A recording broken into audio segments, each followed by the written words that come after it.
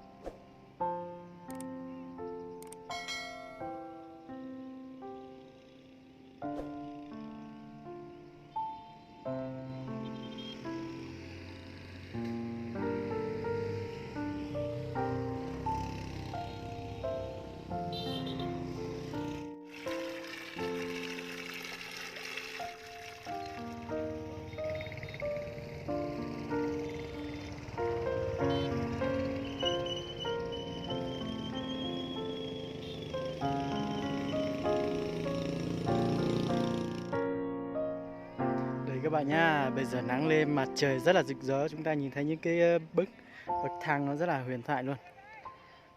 Đấy. Bây giờ thì em đã đến đồi Mâm Xôi rồi. Và đây chính là đồi Mâm Xôi nhé các bạn nhé. Đã lâu lắm rồi không đến đây. Trước thì em có lên một lần nhưng mà em làm vào cái kênh khác nên là không có ở đây. Và hôm nay là ngày 26 hay là 27 tháng 9 nhỉ? Thì do lúa vẫn chưa chín cho nên là những người đến rồi thì vẫn đến, còn những người chưa đến thì người ta bây giờ vẫn đến bình thường, rất là nhiều và rất là đông vui luôn. Tuy nhiên thì ở dưới này các bạn thấy này, người ta gạt mất mấy bậc rồi, do lúa chín quá rồi ấy nên là người ta gạt mất rồi nhé. Đó, thì anh chị và các bạn nào mà muốn đi chơi và ngắm đồi Mâm Xôi đó thì nhanh chân lên nhá, không là bà con nó gạt hết lúa là chúng ta sẽ không có cái để ngắm cảnh nữa đâu ạ. Yeah. Bây giờ do mới sáng sớm ấy nên là vẫn đang rất là ít người đến đây.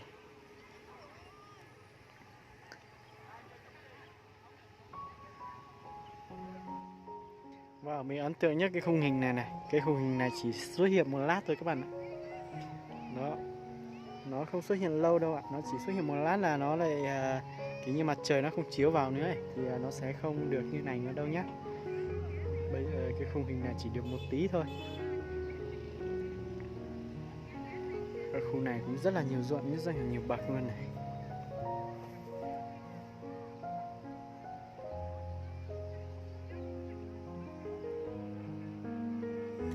Đó, bây giờ rất là nhiều người đến đây rồi. Họ cũng bay máy bay ở trên kia để quay này. Rất là đẹp.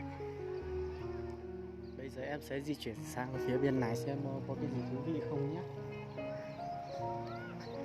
Đó, đây là những cái chị ở dưới xuôi, người ta cũng thuê quần áo rồi đến đây chụp ảnh. Trên này người ta có dịch vụ thuê quần áo mà. Có rất là nhiều vlogger ở đây.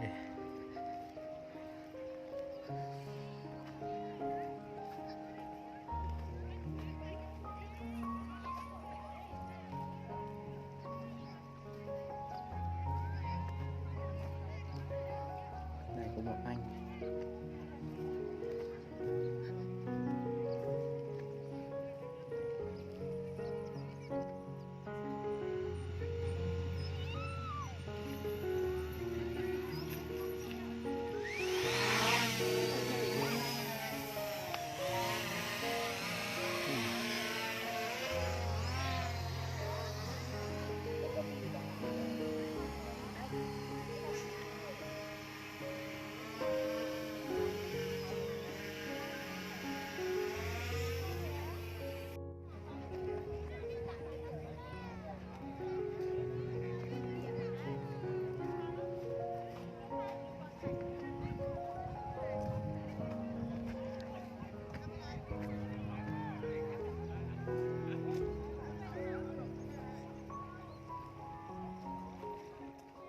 bạn nha. Bây giờ đông dần rồi đây, rất là đông rồi, rất là đông vui luôn. Ở bên chỗ cái xa xa này là cái mâm hoa đó, cái mâm hoa tam giác mạch đó, thì người ta cũng kiểu như làm dịch vụ thuê vé, thu vé nhé các bạn nhé. Đó, và có rất là nhiều nhiếp ảnh gia ở đấy. Trên Mân Xôi thì do là bây giờ lúa vẫn chưa chín ấy, cho nên là người ta vẫn đến rất là đông đúc nhé. Ngày nào người ta cũng đến và rất là nhiều luôn, chứ không phải là không đến nữa. Ngày ngày người ta đều đến, bởi vì họ không có thời gian mà. Với lại hôm nay cũng là ngày cuối tuần nên là người ta đến rất là đông vui. Có rất là nhiều nhiếp ảnh và các hộ gia đình đến đây ngắm cảnh nhé các bạn nhé. Hôm nay thì thời tiết rất là thuận lợi cho việc đi ngắm cảnh ở trên huyện Mù Cang Chải. Và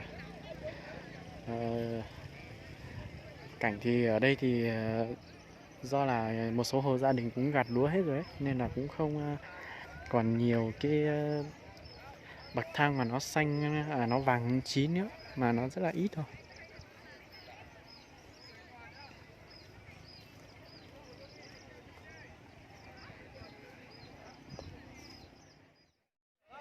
Đây xin giới thiệu các bạn, đây là một cái đoàn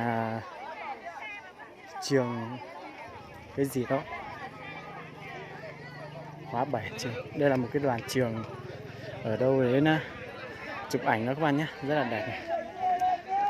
Có cả anh bác nhiếp ảnh ở đây chụp như thế này. Đây là những cái bà già cho thuê quần áo đó các bạn.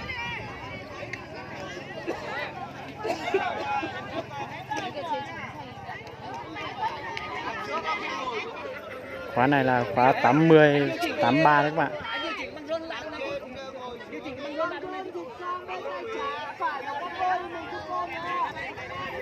Và một cái khóa học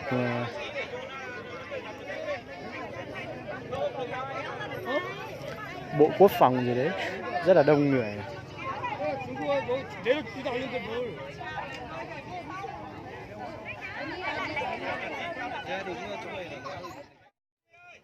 Đấy các bạn nhé, lúc đi xuống thì rất là vui, mà lúc mà trèo lên thì nó cũng khá là mệt đó. Bây giờ em đang đi lên. Ruộng ở đây đang rất là đẹp nhá. Hôm nay ở trên này lúa vẫn chưa chín đâu, như là lúa chết hết rồi sao ấy. Mấy cái bông này toàn là chả thấy cái hạt thóc hạt lúa đâu mà. Đấy.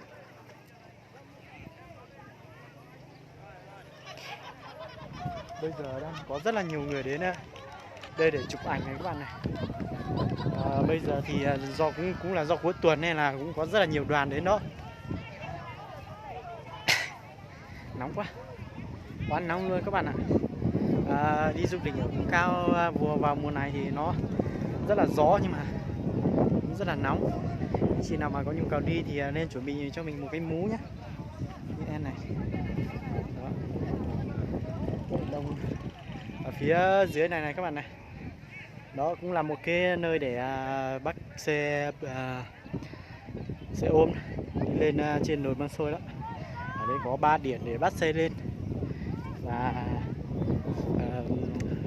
điểm đằng sau chúng ta này là điểm thuận lợi nhất, điểm cuối đó.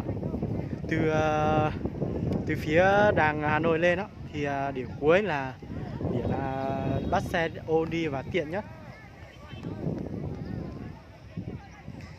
Đó, có rất là nhiều người đến đây vui chơi này. Em ấn tượng nhất cái mặt bên này là chắc là mặt trời chiếu vào cho nên là mới nhìn thấy gió, chứ bình thường thì cũng không nhìn thấy gió đâu. Đẹp quá các bạn ạ.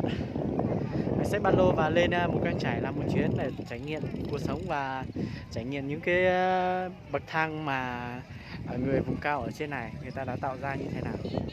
Ok, bây giờ thì anh đã giới thiệu và cho các bạn cùng ngắm cảnh ở trên huyện Mù Cang Chải rồi. Thì bây giờ thì cũng rất là nóng rồi, em cũng chuẩn bị đi về rồi. Và rất là cảm ơn tất cả các quý vị anh chị và các bạn đã theo dõi video của em. Đừng quên nút đăng ký bên dưới để theo dõi những video mới nhất từ Giàng A Câu nhé. Bye bye.